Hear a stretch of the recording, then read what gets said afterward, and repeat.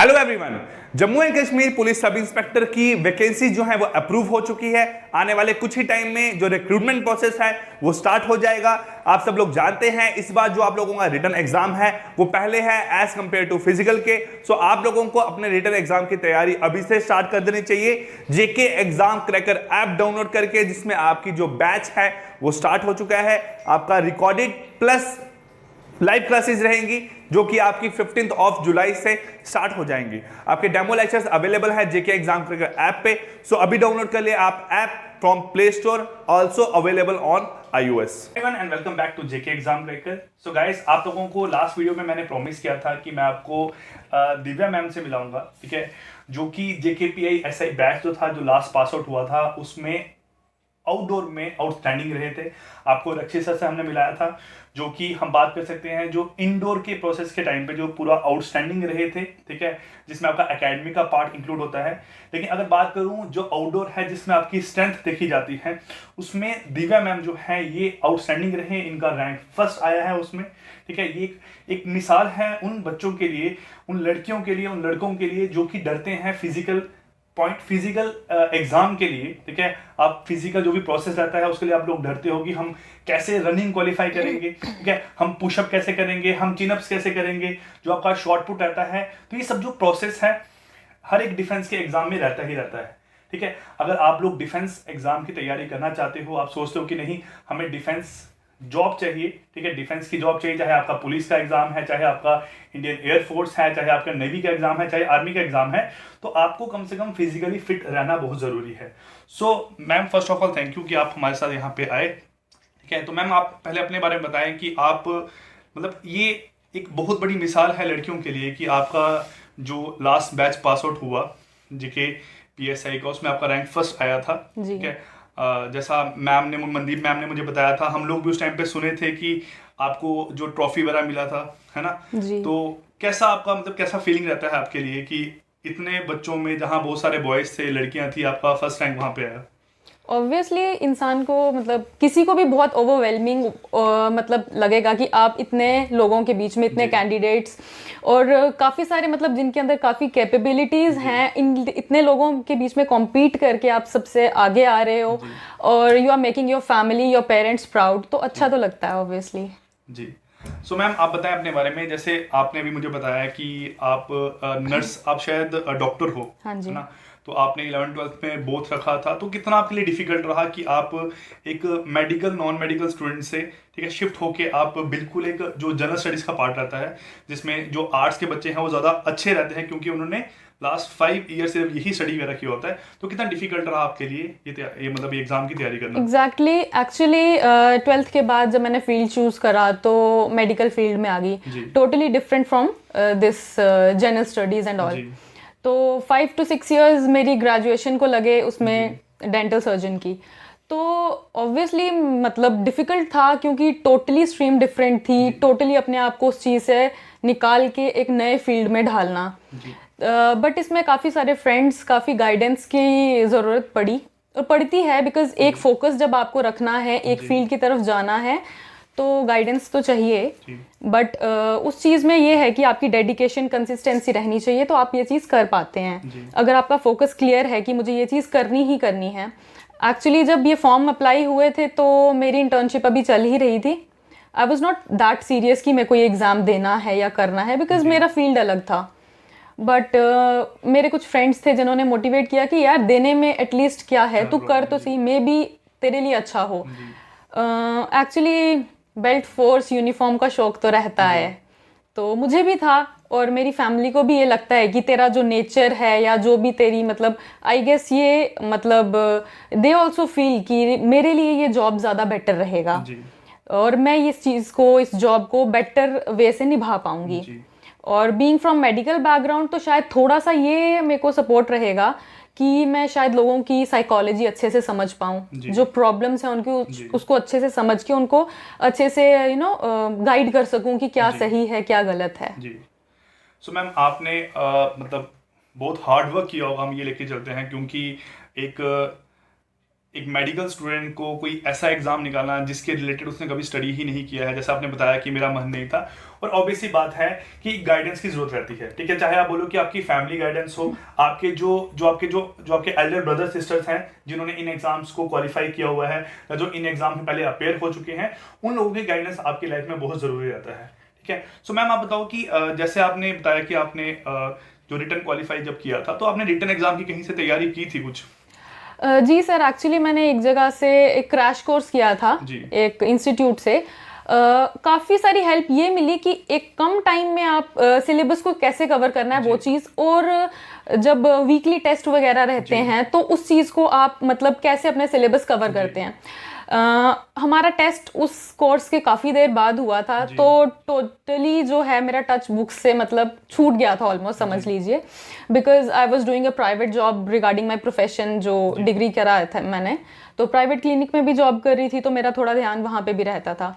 But जब ये notification आई कि एग्ज़ाम आ गया अब सर पे, तो फिर वो एकदम से, मैं नहीं बोलूँगी कि मैंने बहुत ज़्यादा मतलब वैसे किया था, बट मैं ये ज़रूर कहूँगी कि जो गलती मैंने की है वो आप लोग ना करें, बिकॉज मैंने 1 मंथ में की थी इस एग्ज़ाम की तैयारी, लेकिन वो 1 मंथ बहुत टफ रहा, बिकॉज स्टार्टिंग से सब कुछ स्टार्ट करना था मुझे, बुक्स से टच छोड़ चुकी थी, तो और मेरा फील्ड भी डिफरेंट था टोटली, तो मतलब टाइम लगा, डेडिकेशन और कंसिस्टेंसी। बट हाँ, जहाँ पे मैं गलत रही कि मेरा जो रैंक है मुझे लगता है कि वो मतलब कम था, जस्ट बिकॉज कि मैंने वो कंसिस्टेंसी नहीं रखी। जब से मैंने वो पढ़ाई करी थी स्टार्ट, तो अगर मैं उसको कंसिस्टेंटली करती, but you people can do better, अगर आप कंसिस्टेंटली पढ़ते रहेंगे विद डिटर्मिनेशन तो आप मुझसे अच्छा कर सकते हैं। तो मतलब ये है कि मैम एक बात ध्यान से सुनना, आप लोगों में भी इस बात को लेके मिसगाइड हो जाओ। मैम ने कहा कि मैंने पहले का कोचिंग ले रखा था और मैंने उस टाइम पे वीकली टेस्ट सब कुछ दे रखा था, लेकिन बीच में जब कुछ आपका जो फिजिकल हुआ था उसके बाद जो आपका डिले हुआ रिटर्न एग्जाम का, तो उस टाइम पे मैम ने एक अपनी बोल सकते हैं अपने प्रोफेशन के रिलेटेड एक जॉब किया था। तो देन आफ्टर जब भी अनाउंस हुआ कि आपका एग्जाम 1 मंथ के बाद है, 2 मंथ के बाद है, तो उस टाइम पे मैम ने सिर्फ अपने वही नोट्स देखे होंगे जो कि इन्होंने पहले के बना के रखे हुए थे। तो मैम आपने अपने फिजिकल के बारे में तो मतलब आपका बच्चों को बता चुका हूँ, क्योंकि आप खुद भी बता चुके हो मुझे जब से मैं आपके पास आया हूँ कि मैं मतलब बहुत ज़्यादा डेडिकेटेड हूँ अपनी मतलब अपने खाने पीने को लेके, है ना, अपने मतलब आप अभी भी कह रहे हो कि मैं अभी भी रेगुलर रनिंग वगैरह के लिए जाती हूँ, जो भी आपका रहता है। सो एक बच्चे के लिए कितना ज़रूरी है, कितना टाइम उसको चाहिए, ये आप ही गाइड कर सकते हो क्योंकि आपने क्वालिफाई किया हुआ है। कितना टाइम चाहिए एक लड़की को, चाहे एक लड़के की बात करूं, जैसे आपको पता है कि एक 600 मीटर का गैप रहता है जो लड़कों क्वालिफाई करना पड़ता है, तो कितना एक टाइम चाहिए बच्चे को इस एग्जाम के लिए, फिजिकल की तैयारी करने के लिए? सर एक्चुअली ये डिपेंड करता है कि आप कितने ज़्यादा, आपका लाइफस्टाइल किस टाइप का है। अगर आप बिल्कुल सिडेंट्री लाइफस्टाइल में हो, बिल्कुल कोई वर्कआउट नहीं करते हैं, कुछ भी ऐसी फिजिकल एक्टिविटी नहीं करते हैं, तो आपको ज़्यादा ज़रूरत पड़ेगी मेहनत की। और वो भी ऐसा है कि अगर कंसिस्टेंटली आप स्लो स्टार्ट करते हैं, एक इनिशियल स्टेप की ज़रूरत होती है। अगर आप मोटिवेटेड हैं कि आपको ये चीज़ करनी है और आप डेली रूटीन में विद फोकस उस चीज़ को करते हैं, हाँ काफ़ी हर्डल्स आएंगे रास्ते में, मेरे साथ भी हुआ था, मतलब आपको कभी तकलीफ होगी, कभी आप फिजिकली फिट नहीं होंगे। Take rest and start again. खुद को टाइम दें, थोड़ा मेंटली खुद को स्टेबल करना बहुत ज़रूरी है। आपका विल पावर आपको बहुत ज़्यादा हेल्प करेगा before the exam and after qualification also, because during your training period also physical strength, physical stamina और ये सब चीज़ें बहुत इंपॉर्टेंट है और ये आपको बहुत काम आएंगी। और इंसान को फिजिकली फिट होना भी चाहिए बिकॉज ये जॉब ही उस टाइप का है। और सोसाइटी जो है हम जैसे लोगों को देख के मोटिवेट होती है, तो हमें उनके लिए हर फेज में एक एग्जाम्पल बनना चाहिए, वेदर इट्स मेंटली, फिजिकली और सोशली, जैसे भी हम डील करते हैं पब्लिक के साथ, सब कुछ हमें उनके लिए एक आइडल बनना चाहिए। जी। सो मैम ये रहा फिजिकल की बात, फिर आपने रिटर्न क्वालिफाई किया, तो रिटर्न के बाद जब आप लोगों का इंटरव्यू हुआ, तो इंटरव्यू कितना टफ रहा आपके लिए और मतलब कैसे क्वेश्चन पूछे गए आपसे वहाँ पे? एक्चुअली मेरे लिए ज़्यादा वो डिफ़िकल्ट था बिकॉज मेरा फील्ड टोटली डिफरेंट था, तो मैं भी इस डिलेमा में थी कि वो मुझसे मेरी फील्ड के रिगार्डिंग कुछ पूछेंगे या जनरल कुछ पूछेंगे, तो मेरे को वो चीज़ें सारी कवर करनी थी। बट मैंने प्रिपरेशन किया काफ़ी अच्छे से, काफ़ी इंटरव्यूज़ देखे, काफ़ी मोटिवेशनल वीडियोस देखे और अपनी स्टडीज़ के साथ बिल्कुल टच में रही, अपने कंटेंट्स के साथ फोकस्ड रही कि एटलीस्ट जो मुझसे वो क्वेश्चन पूछ रहे हैं या जो भी उनको मुझसे रिक्वायर्ड आंसर्स चाहिए तो आई शुड बी आंसरेबल। और मुझे लगता है कि मेरा इंटरव्यू काफ़ी इफेक्टिव था उस वे में। आई सिक्योर्ड आई गेस 10.5 और 11 मार्क्स फ्रॉम आउट ऑफ 15 जी। तो आई थिंक मैंने उनको इम्प्रेस किया था। एक या दो आंसर शायद मैं नहीं दे पाई थी but rest all I answered. हम आपने एक ये बहुत अच्छी चीज बोली कि आप खुद इतने डिलेमा में थे कि मेरे से किसके रिगार्डिंग क्वेश्चन पूछे जाएंगे। सो ये हर एक बच्चे को डाउट रहता है कि जैसे कोई इंजीनियरिंग फील्ड का है, ठीक है, उससे जनरल साइंस के क्वेश्चन पूछ सकते हैं। तो आप बताओ कि मतलब आपको मतलब अपने से या अपने जो भी आपके कोलीग्स थे जिनसे आपने पूछा होगा कि आपका क्वालिफाई हुआ, या आपसे इंटरव्यू में क्वेश्चन कैसे पूछे, तो ये कैसा एक प्लानिंग रहती है जो भी इंटरव्यू पैनल होता है, वो किस टाइप के क्वेश्चन पूछते हैं आपकी ग्रेजुएशन बेस पे या फिर आपका जो जनरल स्टडीज का पार्ट रहता है? सर देखिए, जो ये पुलिस लाइन की फील्ड या बेल्ट फोर्स की फील्ड है, ये ऐसी है कि हमें ओवरऑल नॉलेज होना ज़रूरी है। तो जो आप जनरल स्टडीज़ की बात करें या जो करंट अफेयर्स की बात होती है, ये तो हमें अपग्रेडेड रहना ही चाहिए, अपडेटेड टोटली हमें पता होना चाहिए, because they can ask you anything from static to लेके करंट अफेयर्स तक, ठीक है।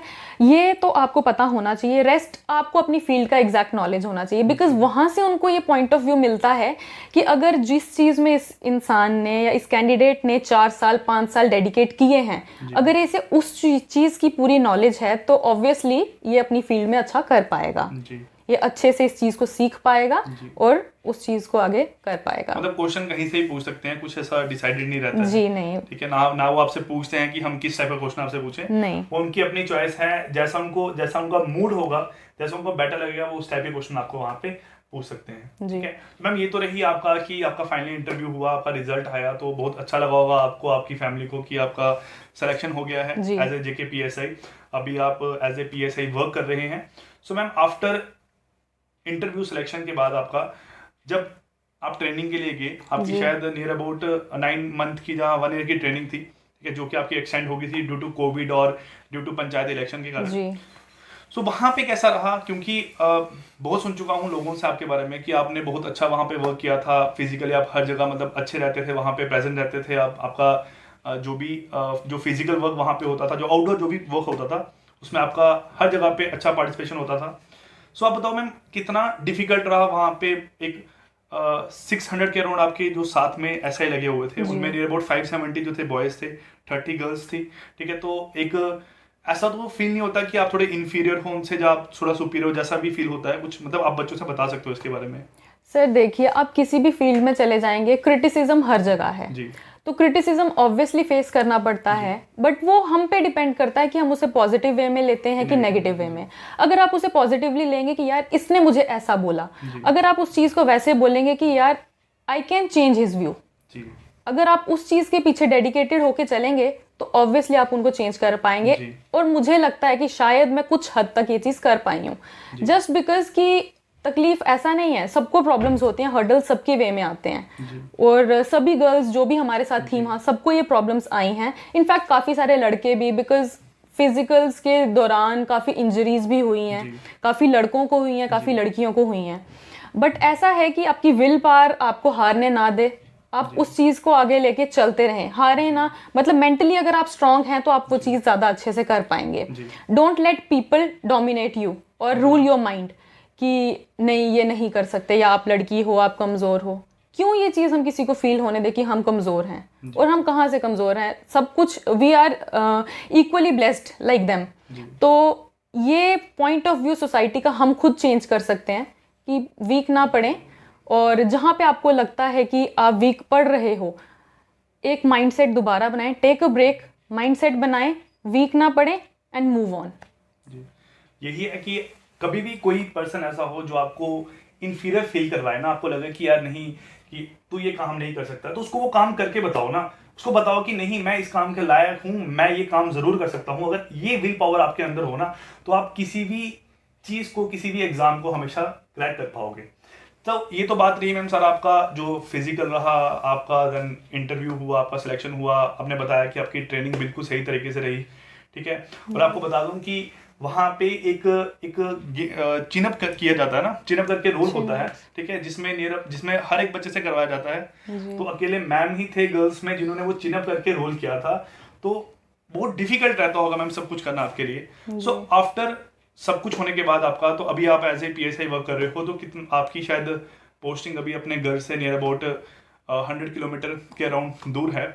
तो कितना मतलब कैसा लगता है आपको जॉब करके, और कितना डिफिकल्ट रहता है आपके लिए अपने फैमिली को देखना, अपने घर को देखना, जॉब को देखना? सर देखिए, इनिशियली जब आप इस जॉब में आते हो, जी प्रॉब्लम्स सबको आएंगी। जी प्रॉब्लम्स ये है कि आपको जब अपना काम देखना है, अपने फील्ड जॉब करना है, ये जॉब ही ऐसा है कि हमें फील्ड पे आके काम करना है, तो आप देखेंगे कि अब मुझे पर्सनल लाइफ भी देखनी तो पड़ती है सबको, वो तो नेचुरल सी चीज़ है। बट जब आपको काम सीखना है, you are new to a department, तो आपको काम भी सीखना है, वो चीज़ें करनी है, तो डेडिकेशन के साथ वो चीज़ें आपको करनी पड़ेंगी। तो उस चीज़ को आप ऐसे एज क्रिटिसिज्म मत लीजिए या डोमिनेट मत हो जाइए कि यार मुझे टाइम नहीं मिल रहा, I can't do this, I can't do that. सब कुछ हो जाता है, बस टाइम टू टाइम मैनेज करना आना चाहिए। और शायद ट्रेनिंग में आप हमें यही सिखाया जाता है कि कैसे अपने आप को टाइम को मैनेज करना है, ये सब चीज़ें मैनेज करनी है। और बोला मैंने जैसे पहले कि अपनी विल पावर, अपना माइंडसेट, सब कुछ उस पर डिपेंड करता है। तो अगर आप चाहते हो तो आप सब कुछ कर सकते हो। तो थैंक यू मैम हमारे साथ यहाँ जुड़ने के लिए। सो ये थे दिव्या मैम, ठीक है, जो एज ए JK PSI अभी वर्क कर रहे हैं। आपकी वैकेंसीज जल्दी ही आउट हो जाएंगी। सो आप लोग अपने आप में जैसे भी हो, ठीक है, जहाँ पे भी हो, अगर आप चाहते हो एज ए PSI वर्क करना, as a sub inspector work करना, सो आप अपनी तैयारी अभी स्टार्ट कर सकते हैं। तो ये जरूरी नहीं रहता है कि आप सोचो कि सर रिटर्न पहले, मैम आपको पता होगा शायद कि अभी रूल चेंज हो गए हैं, है ना, रिटर्न एग्जाम पहले होगा, देन उसके बाद फिजिकल होगा। मैम एक बस यही आपसे एक लास्ट क्वेश्चन पूछना चाहूंगा, किस हद तक बच्चों के लिए सही है जहाँ फिर गलत है? सर देखिए, कुछ लोग मतलब लास्ट टाइम जब हमारे एग्जाम हुए थे, कुछ लोगों के पॉइंट ऑफ व्यूज ऐसे थे कि वी आर मोर केपेबल। पहले फिजिकल टेस्ट शायद हम लोग इतने केपेबल नहीं थे, या वो तैयारी नहीं उस तरीके से कर पाए फिजिकल की, तो दे सेड कि हमें चांस ही नहीं मिला है कि हम अटेम्प्ट कर पाएं। तो may be they have a better opportunity this time.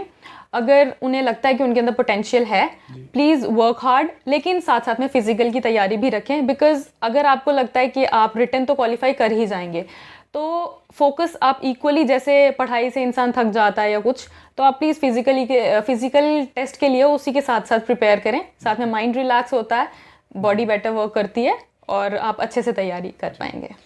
मतलब ऑब्वियस सी बात है कि अगर आपको डिफेंस में किसी भी जगह पे जॉब करनी है तो आपको फिजिकली फिट तो होना ही पड़ेगा, ठीक है। आपको आपका जो रिटन एग्जाम है उसको क्वालिफाई करने के साथ साथ फिजिकल एग्जाम की तैयारी भी करना बहुत ज़रूरी है आप लोगों के लिए।